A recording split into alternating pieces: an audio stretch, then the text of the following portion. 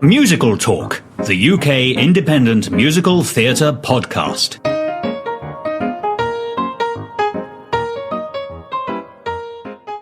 Hello and welcome to Musical Talk. I'm Dominic McChesney.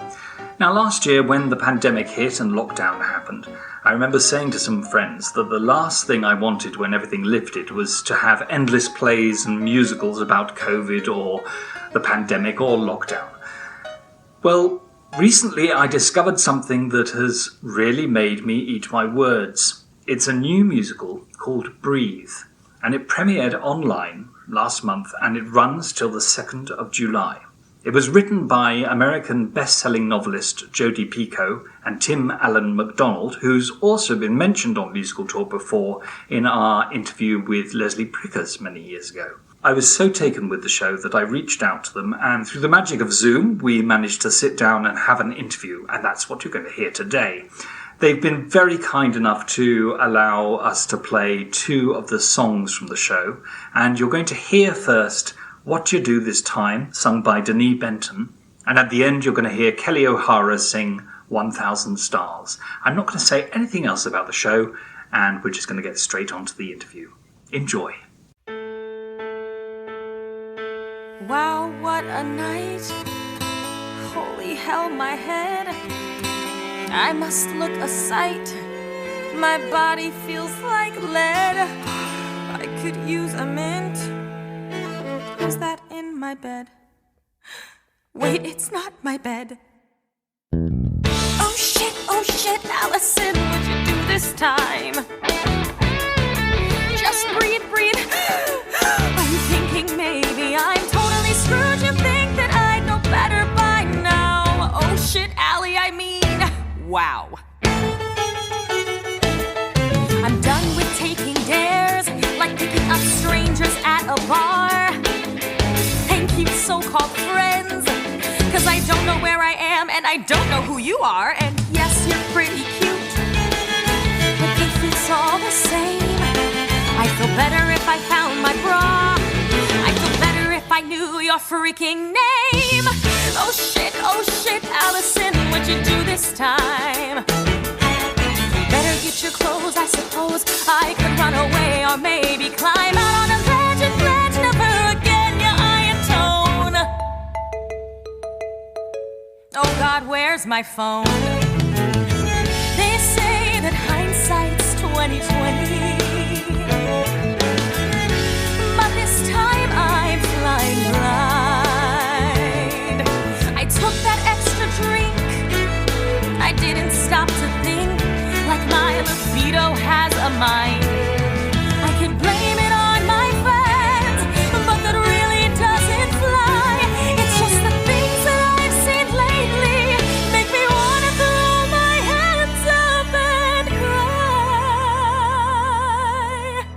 Oh shit, Allison, what'd you do this time? Going to a wedding and betting the best man itself is not a crime.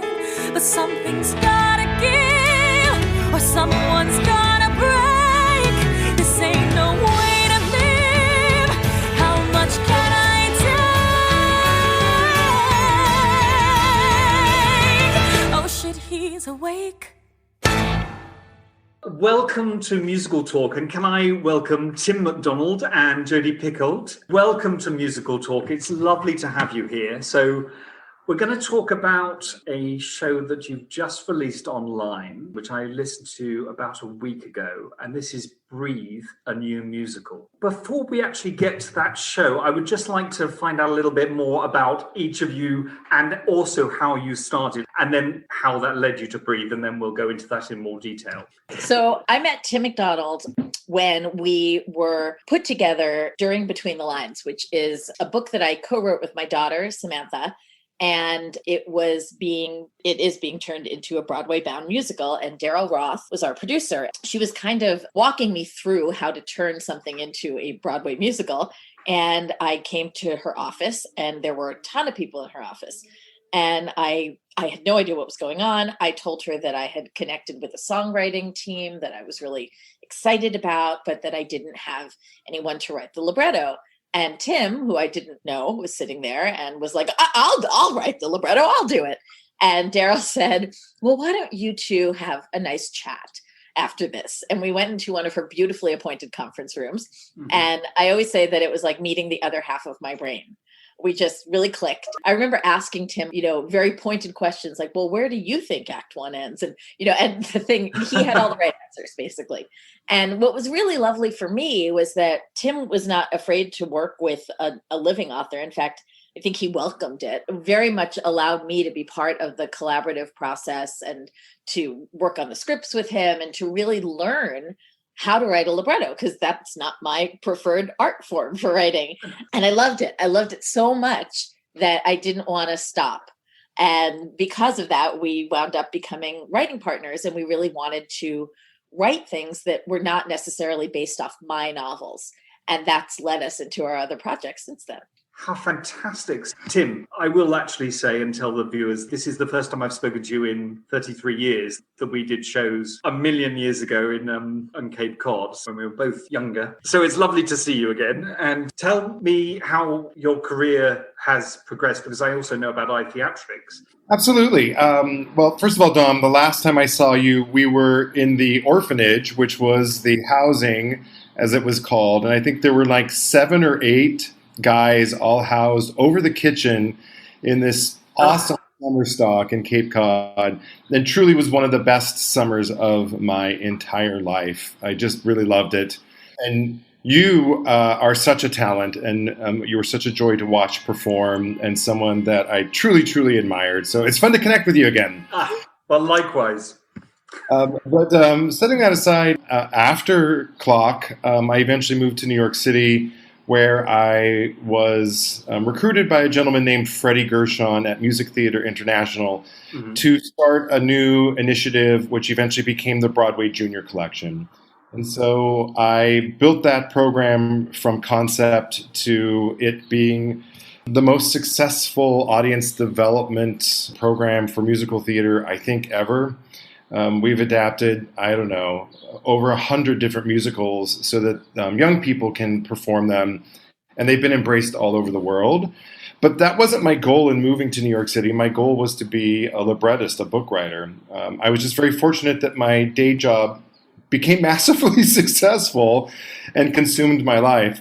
When I could find time, I was working on new musicals. And the 2 most significant shows that I did was Willy Wonka, which has the score by Leslie Bricusse and Anthony Newley. And then James and the Giant Peach, which I wrote with Justin, Paul, and Benj Pasek. That was their first major musical. So I was eager to work with a living author. Lissy Dahl, Roald Dahl's widow, became a dear friend of mine. But we both really struggled with what would Roald do. And she gave me permission to go my own way, but I always just thought it would be so nice if I could just pick up the phone or text him and say, I want to do this. What do you think? And so when I met Jodi, that was it was such a great treat to say, hey, you're alive. Let's change the ending of your book. What do you think? So, but Jodi's right. Like the moment I met her and we started talking, we were finishing each other's. You missed your cue, Jodi. Sentences, right? Yes, but we did become dear friends, and it did feel, as Jodi said, like the part of my brain that was missing was finally there. That's fantastic. So you obviously, after Breathe, Between the Lines is still going to have its Broadway debut at some point in the future, isn't it? So, but between that, you were working on The Book Thief. Is that correct? Yeah. So we created this little family, basically, with Between the Lines that worked really well. The girls who are our songwriters, I call them girls because they really are like our children. I feel like we've been raising them. And they just actually sent an email to us and referred to me as mom. They are Samsel Anderson, and they're a very talented all-female songwriting team, which, as you know, is like having 2 unicorns in a room. And on the strength of their work for Between the Lines, they were hired by Disney. So we must have really known what we were doing when we picked them. Yes. They are really talented. And we loved working with them. It was a lot of fun to create Between the Lines. And we didn't we really didn't want to kill each other by the end of it, which I think is pretty unique. And so we started to look for another property. And we kind of all sat down and said, if you could take any book and adapt it as a musical, what would you pick? And we all came back with different responses. And The Book Thief was on a lot of our lists because many of us had read it, and it's a gorgeous book. And, when I saw that, I said, well, fun fact, I actually know the author. And so I wrote to Marcus, and Marcus Zusak had actually sold the rights to the Sydney Opera. Oh, really? And he got them back so that we could make this a musical. How fantastic. So the plan was obviously to make an opera out of it because it is very operatic. Mm-hmm. However, then catching little bits, and there was a couple of I'm trying to think of the songs. What Good, and also the duet. I listened to those on YouTube, and they're wonderful. And it's a weird way to go into Breathe as well. But can I just say that it's really nice to hear melodies again. No, you know what? You're not kidding, Dom. And that's one of the things I'm going to pat myself on the back here, because I am the kind of Broadway aficionado who wants to leave humming a song. I like that. Yeah. And there was a long time there where that wasn't happening, right? But yes. Things I really loved about Samson Anderson, and one of the reasons we went to them for Between the Lines and then The Book Thief, is they know how to write a hook. It's there. It's an earworm. You will be singing it. I have people who heard music from Between the Lines 6 years ago once and can still hum the chorus. Yeah. Oh, I look forward to hearing that as well then. So, well, certainly with The Book Thief, the couple of songs that I heard from that, it was just, and the lovely duet between the boy and the girl, between when he's daring her and going for the kiss. Yes, yeah. I mean, that was wonderful. And those two performers who do it, I mean, I recognize them. I think I saw them both in School of Rock. Would that be correct? Mm-hmm. Yes. Yes. So The Book Thief, obviously that was going to be, there were plans. And I remember, Tim, you coming over to England because there were plans for that to be in Bolton at the Octagon. Is that correct? That's correct. So we've been working with Lottie Wakeham for several years, and we were scheduled to open The Book Thief in their brand new theater. I actually toured it in a hard hat, the whole bit, as it was getting so close, and it's such an exciting space. It's literally an Octagon. So, and it's just, they're doing a beautiful job with it. And then COVID and the pandemic hit, and so everything got put on pause. But we're now revisiting, we're coming up with new dates. We have 2 sets of dates that could happen, but it will happen in 2022. So it'll make its debut in Bolton. It felt right to bring this piece to the UK versus the United States. It's a story that is very operatic, as you said, Dom. And, the stakes are very, very high. And we also wanted to get away from the American, jazz hands, razzmatazz, and really focus on telling this story in a beautiful way, and in a way that perhaps is straightforward and simple, but also in that way that I think the Brits are so good at, of just focusing on the text, beautiful singing, beautiful acting, and stripping away all the nonsense. America, we love nonsense. The more, the better. Well, yeah, I mean, there's pros and cons for both our sides of musical theatre, I find. But I think the Octagon in Bolton, great start and great choice. Well, good luck with the Book Thief, and we'll hopefully revisit that when we get nearer to the time. I would like to talk about Breathe, which has launched earlier in May, and I watched a couple of weeks ago. And shall I tell you a few of my initial thoughts before I watched it?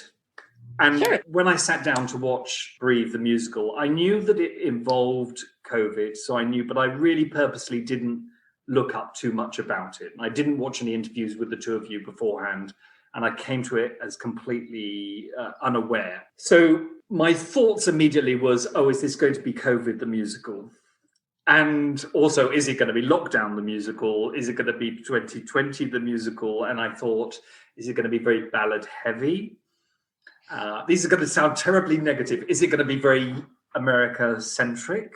And I just had everything completely blown. My mind was blown. It is so beautiful and so surprising. Maybe we should talk about the background of it first, and then go into my feelings about it. And we want to try to avoid any spoilers, because I think there are so many amazing, beautiful twists in the stories that I don't want to give any spoilers to it, because I think people must approach it fresh. But could you just tell me how Breathe came about? So one of the last things that Tim and I did in the world before it shut down was attend the wedding of Broadway star Ariel Jacobs, who was set to premiere and star in Between the Lines off Broadway 3 weeks after. And of course, that did not happen. And this was in March, early March. We went to her wedding in Tulum, Mexico. And COVID felt very far away. It was not a big deal yet, not for us in America. And we had a lovely time. We sat at a table with 5 other people, well, 4 other people, the 2 of us. And of the 6 people at this table, everyone had COVID the next week except for me. Wow. Yeah. And so we got home and I was super anxious about COVID because I have asthma and I was really worried about my lungs. So I'm really glad I didn't get it. But Tim did. And after he recovered, I called him and I said, we got to figure out a way to chronicle what's going on, because it's kind of the job of a writer to do that, to make sense of a world that doesn't make sense anymore. And as a novelist, I didn't know how. I just couldn't wrap my head around it yet. And it's funny because it took me about 9 months before I could. And I did, and I have. But for me, musical theater felt like the right medium, because I felt like in isolation, in lockdown, we were all in our own little bubbles and we all felt very alone, but we were all feeling the exact same thing. And that's really, to me, what the experience of seeing a show is. You know, you're sitting in a seat next to a stranger, you are feeling the exact same thing because of what you're watching on stage. Yes. And so we began to come up with the idea of creating, we started with four different couples and short stories about how the pandemic affected these people in their families, their health, their relationships, their community. And that was basically where we began Breathe, writing those short stories. So Tim, you were one of those people at the wedding who got COVID, and thank goodness you recovered. So I know that, without giving too many spoilers, but I know that when the show started and it said Mexico City, I lived there for 5 years. So that was a bit of a shock for me, because I was suddenly, we're not in New York. So I did expect some of the stories then to be in other cities around the world. But the stories you told were so international. They're global, and they're not, COVID is it's an important part of it, but it's not a major part of all the stories. I know that, Tim, you had tragedy from COVID, which obviously is reflected in the stories. Yeah, I did have COVID. My husband also, we were at the wedding together. And 2 of the people who caught COVID at that table, by the way, we were outdoors on the beach, it was like, in theory, that shouldn't have been maybe possible, but we did. And 2 of them were hospitalized, and one of them very seriously ill, very, very seriously ill, has completely, recovered. And I don't want to give a spoiler alert or anything, but then after we finished writing Breathe, then my father-in-law, whose name is and was Jack Kennedy, he was not the president, spoiler alert, but a great human being, he died, in the presence of a stranger, a nurse, in an assisted living home the last week of July. So I've definitely had a front row seat to the COVID experience. And I'm glad we memorialized it, because one of our goals was also to remind the world 10 years from now, 20 years from now, of what this experience was like, because we're already forgetting it. We discovered that even 4 weeks, 5 weeks in, we forgot that time when we were washing our groceries. There was a time that we didn't masks. No way, don't wear masks. That was the official CDC guidelines. And it was like, put a mask on. We were forgetting those things. So, writing the show memorializes that, but we also want to honor those who lost their lives and also remind the world of the sacrifices we all made, and also hope that we take all of this time we had to reflect and we use it for good. you've certainly done that with the show, and I do encourage people to hunt this down and watch it and listen to it. And there's the cast album as well, isn't there going to be a cast album? Or that's been released, because this reminded me, these are 5 stories with different sets of people, and they're all connected in some ways, very similar to La Ronde, or I think the musical is Hello Again, which reminded me. And I mean, there were a few musical things that just felt very familiar with me. I know that you've mentioned in interviews about Rent.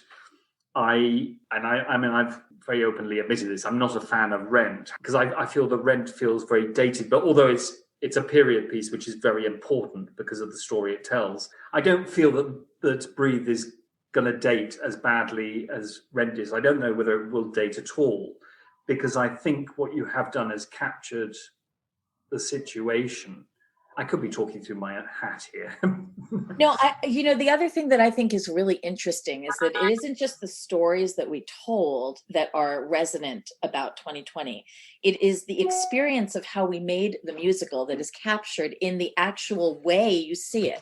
You know, you go, if you want to watch it, which you can do in England, anywhere in the world, any time of day, between now and July 2nd, you go to breathemusical.com and you click and you buy a ticket. It's that simple. You can watch it on your phone. You can watch it on your TV, whatever you need.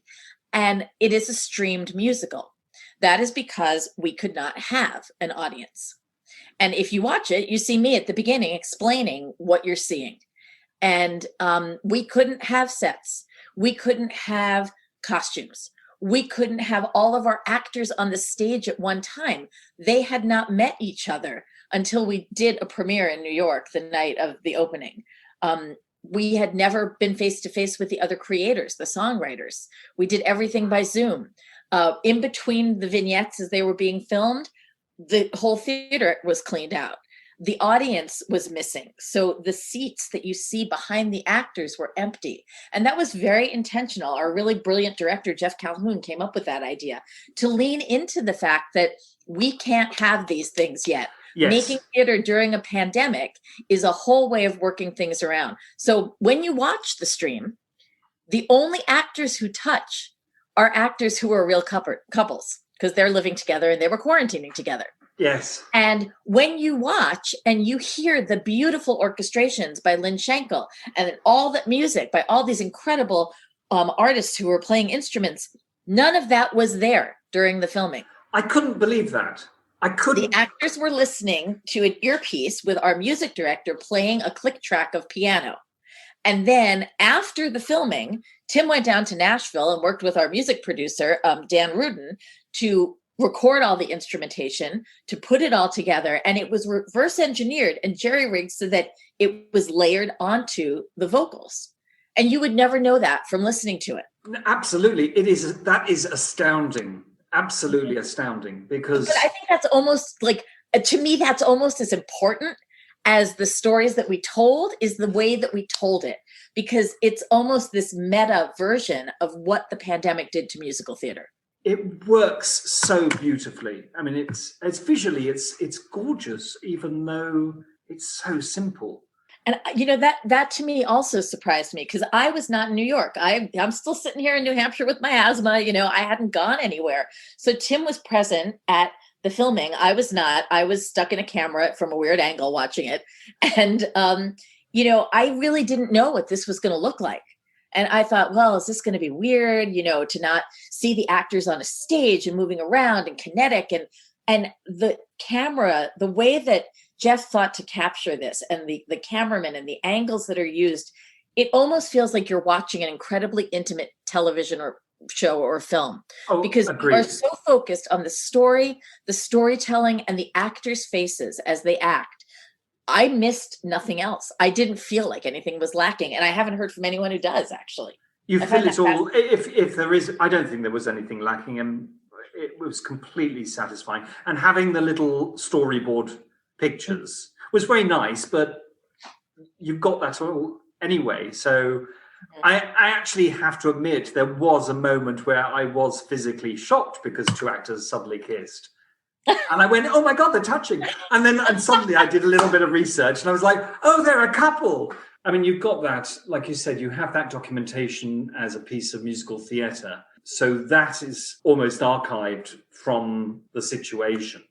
Mm-hmm. How did you pick the stories? Because I imagine that they would have somewhat evolved, because when you started writing it, you wouldn't have got all these stories. Correct. So we wrote it in real time, starting as soon as I recovered, as soon as my fever broke, we started writing, and it took us we would write a story about every 2 weeks, and we would write about what everyone was experiencing. We also had a sense of, we looked at Love Actually as a model, as something that we thought would be a nice, and we also we knew that if we started really, really heavy and really, really dark, that's not a way to get people interested in this musical. And so we looked at that first piece and knew that we wanted something that was more of a rom-com, some way that would feel like March did, where everyone was excited because we were getting a two weeks to stay home, if you didn't catch COVID, and watch Netflix. Mm-hmm. And then we progressed in real time every 2 weeks. And then we thought we had the show done when we had 4 of our vignettes. And then the tragic murder of George Floyd happened here in the United States. Yes. And we knew immediately that the resonance of that had a lot to do with COVID, because we were all home, and so we could experience the anger almost firsthand. And we also knew that story, how that story impacted us, because it's probably the biggest moment in all of COVID, at least here in the United States. I think it resonated here as well. I mean, I don't think it did, without question. Yeah. I remember seeing protests in the UK as well. But we knew that was a story that we couldn't tell, because it's not ours to tell. So we sought out a writer, a black male writer, to take on that moment.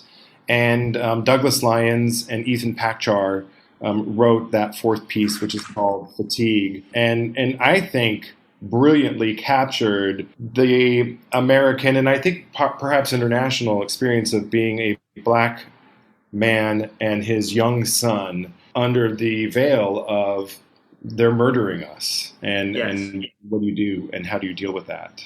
Well, and like all the other stories, and this is what I absolutely adored about all the stories in this, is they do not go where you think they're going to go. And I'm clever. I watch a lot of murder mysteries and whodunits, and I can spot a twist. I have to say that, and there's a moment in that one, what's it called, Fatigue, that absolutely just made me go, oh! I suppose coming into it, I was worried that it was going to be too depressing. Mm-hmm. And it wasn't. Not one of the stories. They're moving, incredibly moving, but even the death that happens during the stories is completely, it takes you not where you think you're going to go. No, it doesn't. And it was important to us. We did end up writing one more section, which is an epilogue. And the challenge of the epilogue is we finished this in June of 2020, the initial writing. And by August of 2020, we were doing workshops with universities online all over the United States. But we had to figure out how to end it. And we wanted to end it with hope and with a particular question. And I don't think this is a spoiler, but the question is quite simply, when we reach the other side, will the sacrifices that we've all made have been worth it? That was the question I wanted to ask.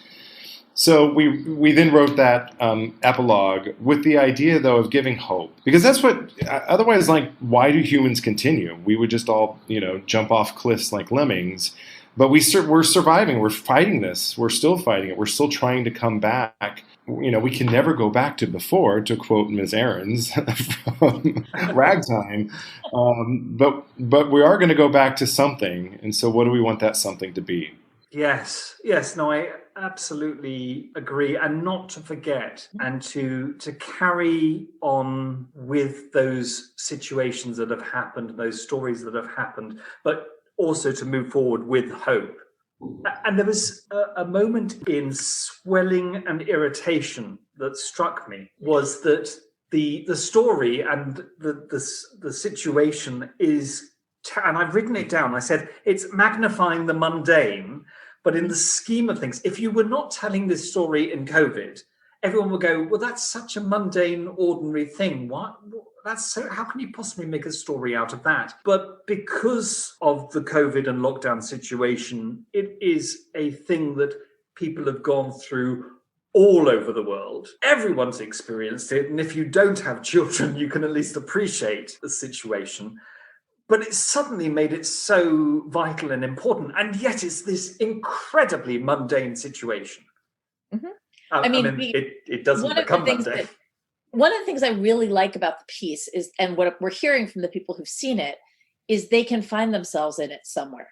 Yes. Everyone can find themselves in it somewhere.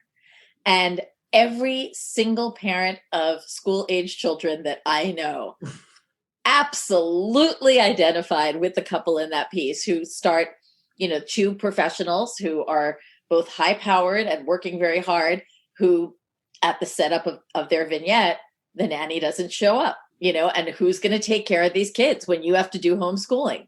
And that, again, that the thing that I think COVID has done for us, and I would weigh this as in the positive column, is it's really forced us to reevaluate our priorities.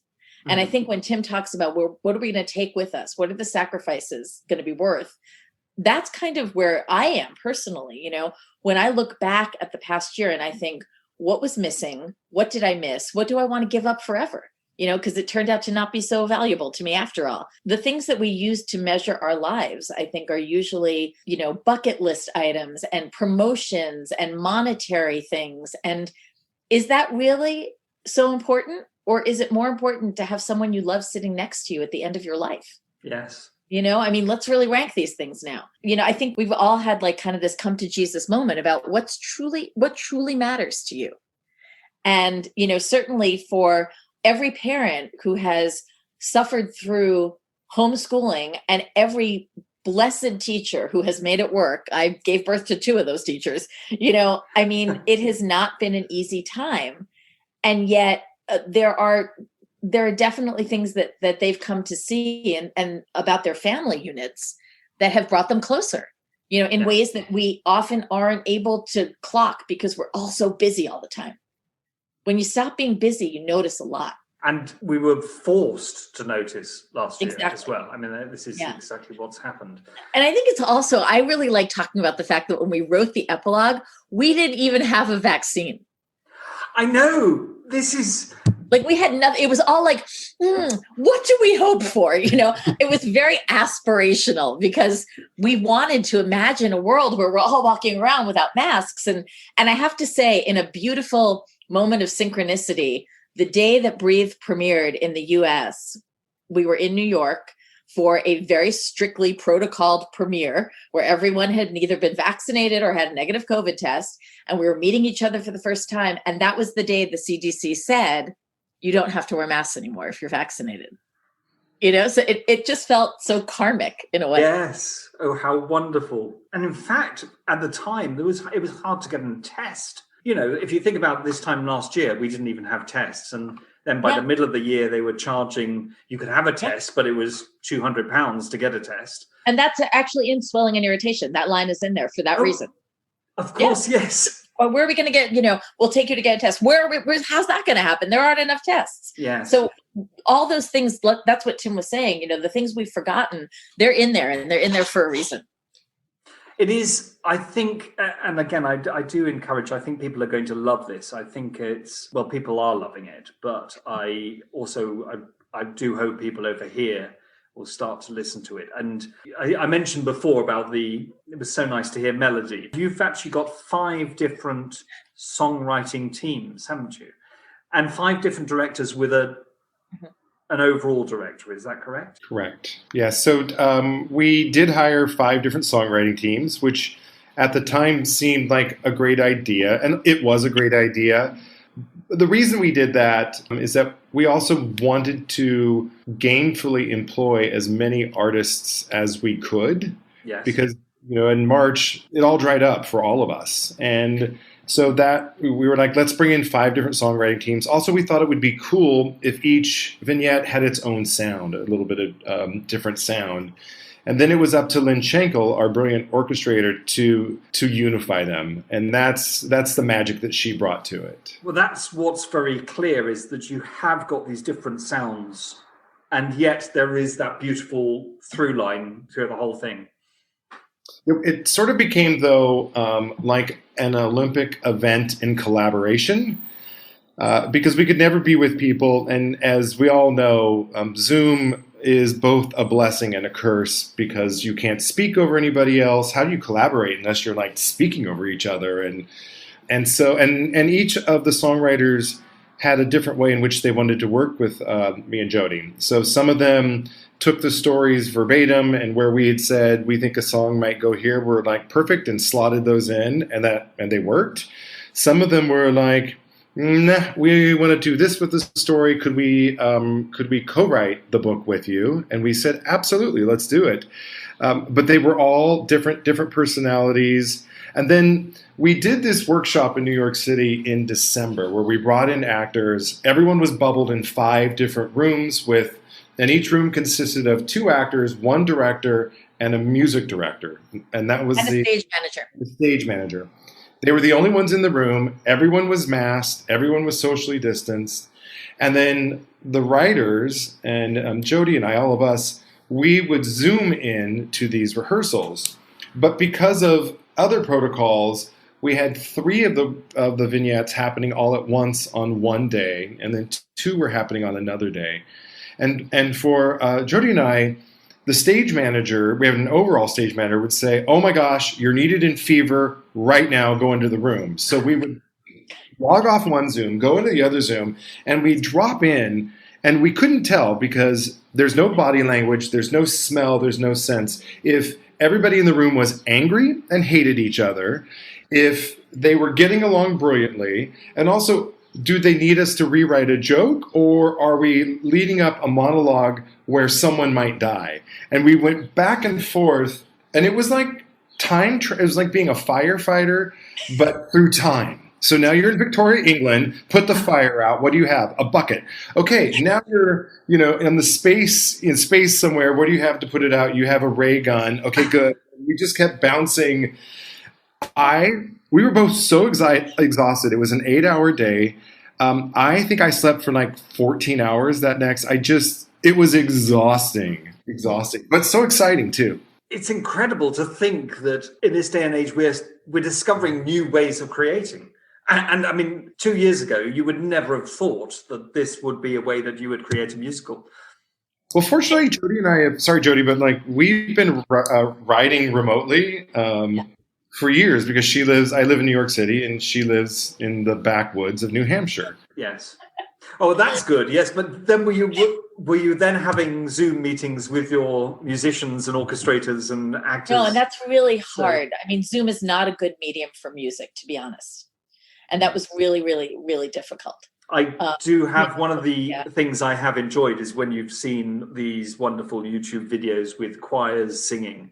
And then I remember the first time that I was on a Zoom call where we all decided to sing Happy Birthday to a friend. And we were expecting it to all harmonize and be like this wonderful. And it was just the worst thing I've ever heard in my entire life.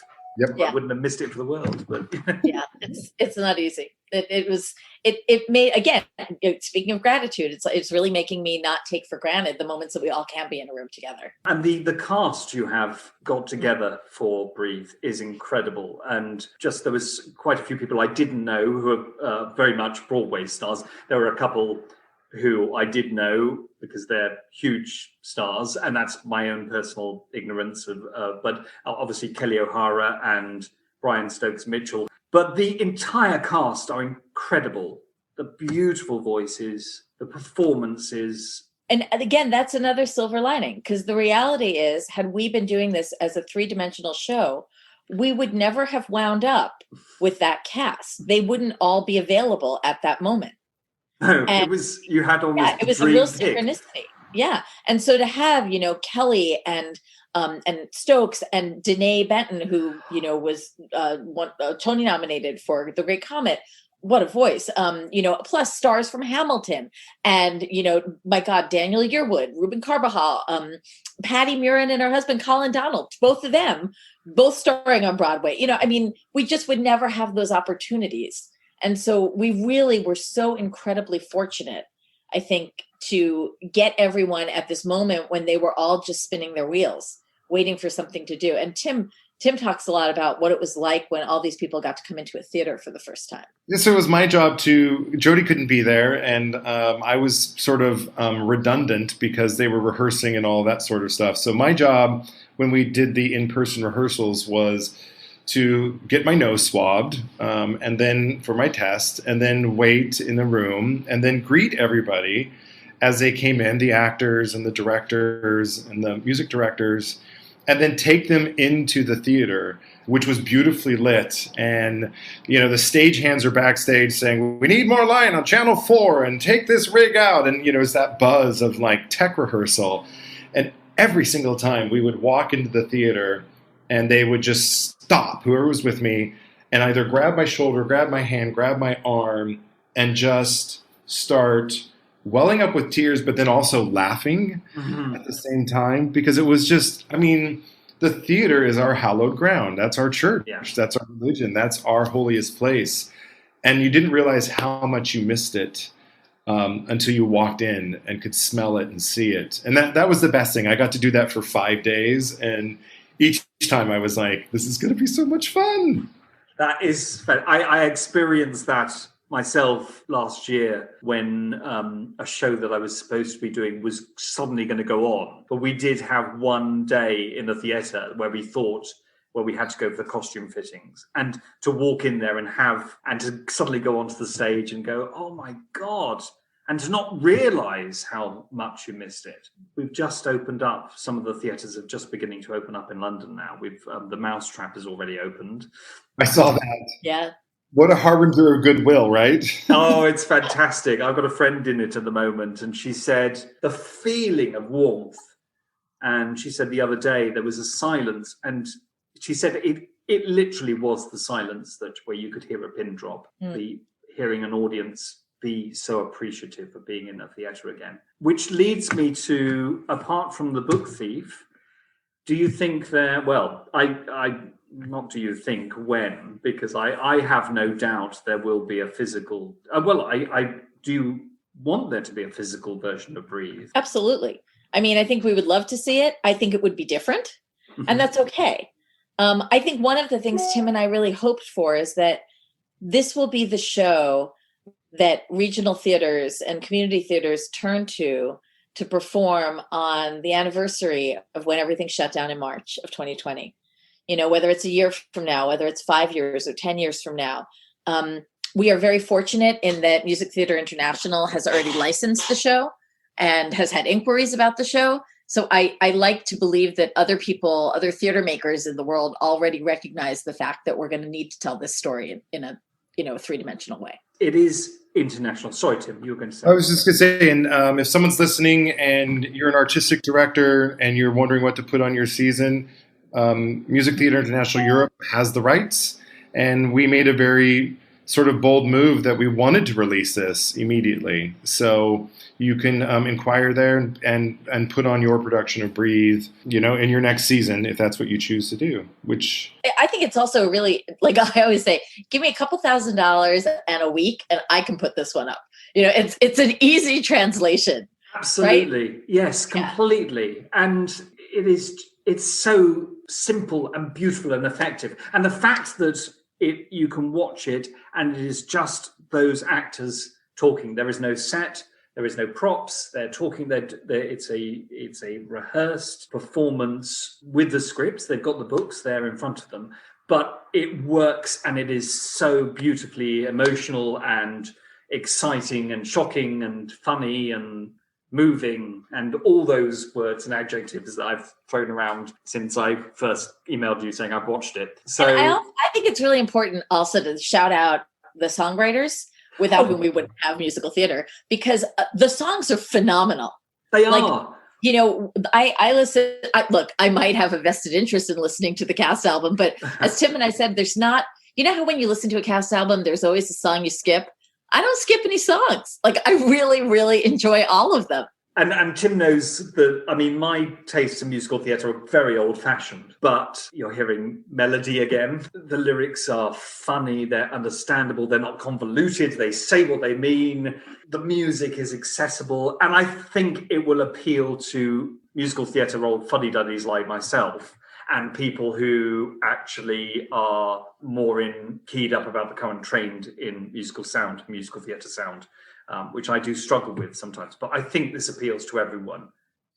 I think that, you move from the first piece, Fever, which has like a real sort of Dear Evan Hansen feel to it. I think that kind of Pasek and Paul music-y, that contemporary sense, to Marcy Heisler and Zena Goldrich, who are the songwriters for the last piece, which really does feel much more classical, I think, to me. And yet, as you pointed out, because of Lynn Schenkel, who is a brilliant orchestrator, it all flows in the same world, which is a genius, just absolute genius. Well, then it's, Rob Rukiki and Rebecca Murillo wrote the first piece. And, Rob Rukiki is well known in the UK.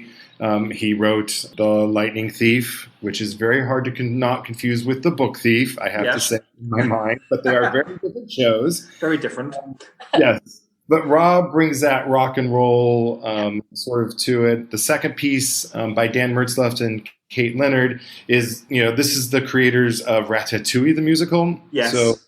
And it has a very young, they're in their 20s, and it has this youth to it, but also this wisdom to it, which is fascinating. But it also has a real feel for Golden Age American musical theatre in there. It does. I linked when I was watching. I went, oh, it's Ice Cream from She Loves Me. I mean, only because he's writing a letter. But it was that he's writing the letter and he gets interrupted and then he has to write it again. And it reminded me of that. But that story I loved. I mean, I loved all the stories, but for different reasons. But that one I just thought, and thank God, the epilogue, yes, anyway. Yes, and they wrote the epilogue as well. And, we challenged them because for Clear as Day, which is one of my favorite tunes in that piece, we said, hey, could you write sort of a 2020 version of the song like it was June, or it was July. It was, and I can't remember what that. Yes, I remember it well. Yes, I remember it well. That's what we challenged them with. And of course, they immediately had to go look it up and listen to it. But then, they did come back with it. But then you go forward, we had Doug Besterman and Sharon Vaughn. Sharon Vaughn had 3 songs in Eurovision last weekend. 3. And she's an American songwriter, lyricist, working in Nashville.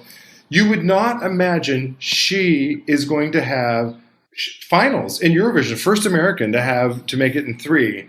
For which countries? I knew you were going to ask me that. Spain, I believe. Spain was one of them. I'll have to look it up. I know one of it was a country. I was like Moldavania something. It was okay, yes. Russia was the other one. Okay. And I can't remember the other one. Yeah, but 3. But she wrote Falling in Irritation. Right. And then we mentioned Douglas Lyons and Ethan Pakchar, and then of course Marcy Heisler and Zena Goldrich. Don, were you a fan of Maltby and Shire? I am, yes. So there's a lot of Maltby and Shire in that last. There is. There's a very much Closer Than Ever, and it reminds me, even the whole piece.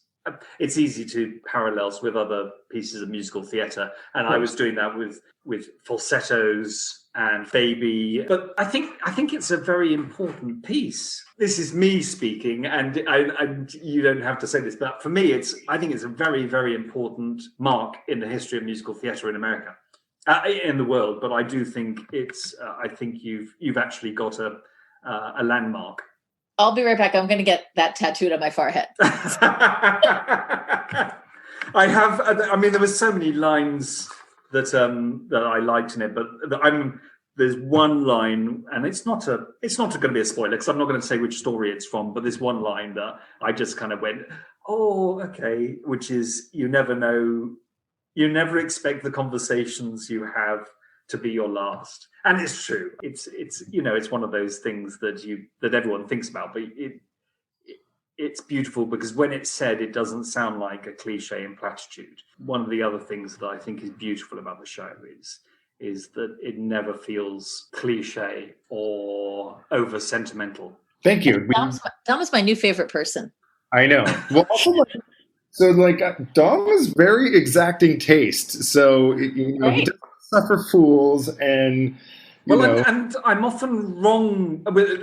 I mean, but I'm often wrong with. I mean, there's a lot of shows that are hugely popular that I kind of rage against, and I think Tim's probably seen my Facebook rages. My tastes sometimes don't go with the order of the world. So I have, but I thought this was wonderful, and I felt, and I've said this before, I felt it actually bridged the gap between those people who love Golden Age musical theatre and the modern era stuff. I think there's something for everyone. I think the other thing that's really kind of cool is that the price point of a show like this, no matter where you are in the world, this is an affordable show. This is less than a dinner out with your spouse, and less than a movie ticket if you go to the cinema, and way less than a Broadway or a West End ticket would be. It was £17. It works out for me.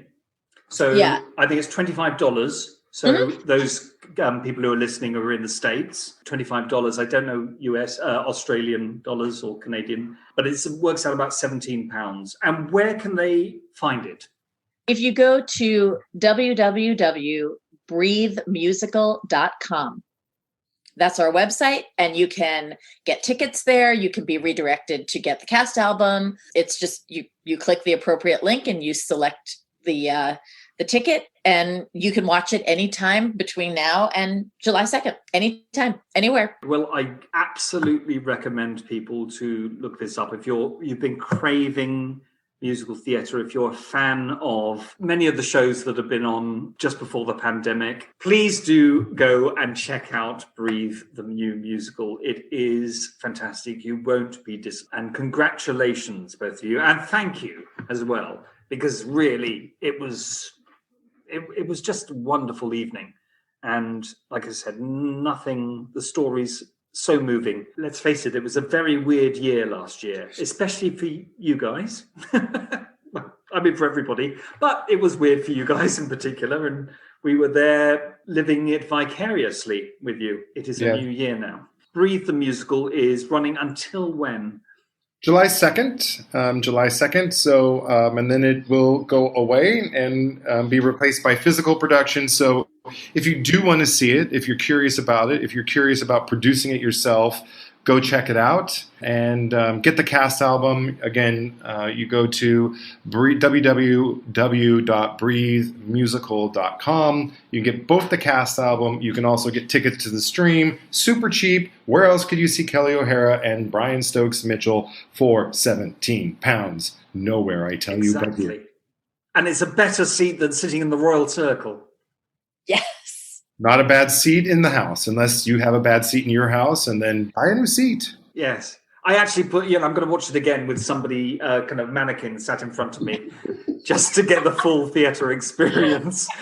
Perfect. I'm going to tut rather loudly or something, So.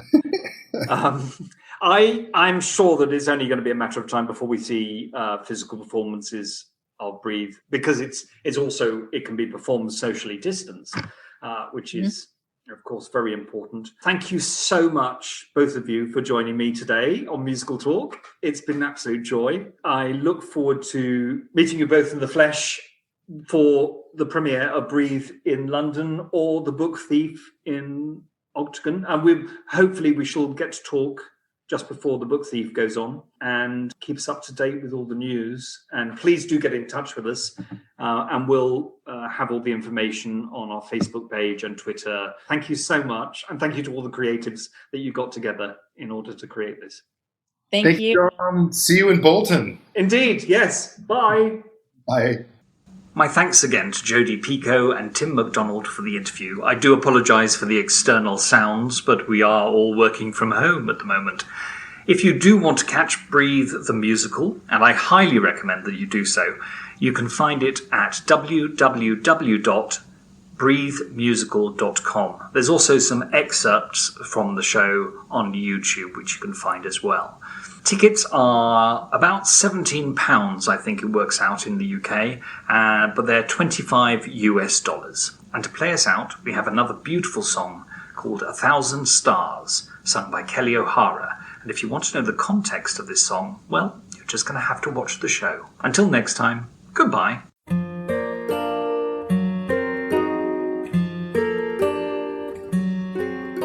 You walk, you work, you sleep, you cook, you pay a bill, you read a book, you sing, you write, and every night you wish on 1,000 stars. You hold your nieces on your knee. You know the best is yet to be. You count your blessings, 1, 2, 3, and wish on 1,000 stars. 1 + 1 is 2.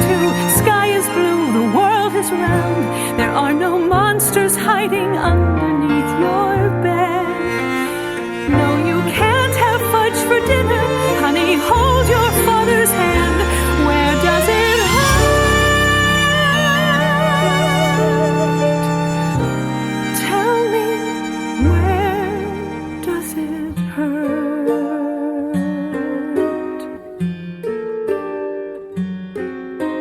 You hold him close. You hope. You weep. Until that dream is yours to keep. You learn to rock yourselves to sleep and wish on 1,000 stars. You bake a cake, you sew a cuff, and think of Jack and Jill and Puff.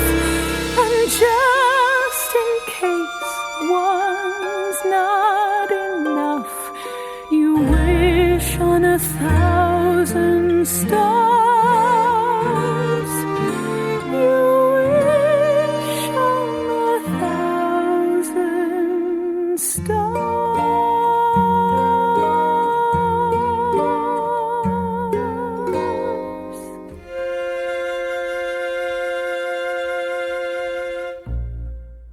This episode of Musical Talk, presented and edited by Dominic McChesney. Copyright Musical Talk 2021, except in the case of the songs, where the copyright remains with the creators of Breathe the Musical. For more information about Musical Talk, please visit our website at musicaltalk.co.uk. You can email us at feedback@musicaltalk.co.uk, listen to past episodes on iTunes and YouTube, and follow our social media channels on Facebook, Twitter, and Instagram.